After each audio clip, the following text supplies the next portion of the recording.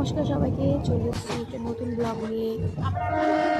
আমরা এখন যাত্রা সবাই শুরু হচ্ছে বসিরহাট থেকে লোকাল ট্রেনে।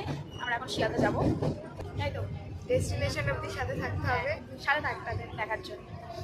আমরা পৌঁছেও গেছি, আমাদের ট্রেনও চলে এসছে।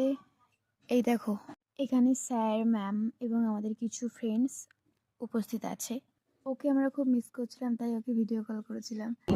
ডিনার করে একদম সবাই সবার সিটে উঠে পড়েছে। তো আমরা আবার সিটে উঠে পড়েছি।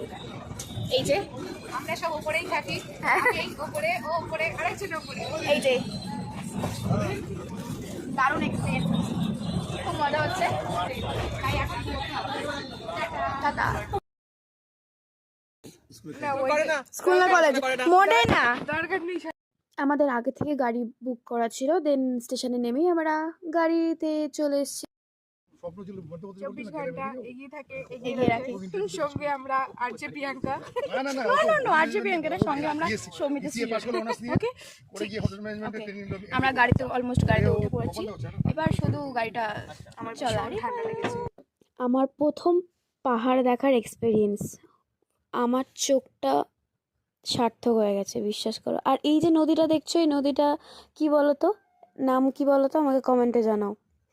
যাই হোক, পাহাড়ের থেকে নদীটা এখানে বেশি সুন্দর লাগছে।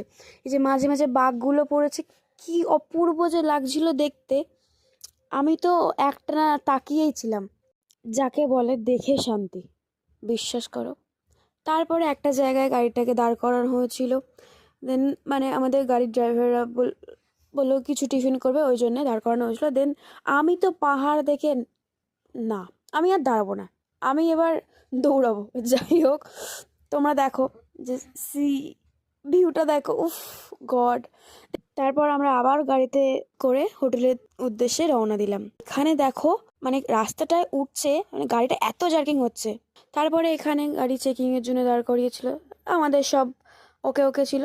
দেখতে দেখতে কখন যে হোটেলে পৌঁছে গেছি সেটা বুঝতেই পারি। নেক্সট পার্টে আসছি, আছে এই পর্যন্ত। এটা আমাদের হোমস্টে,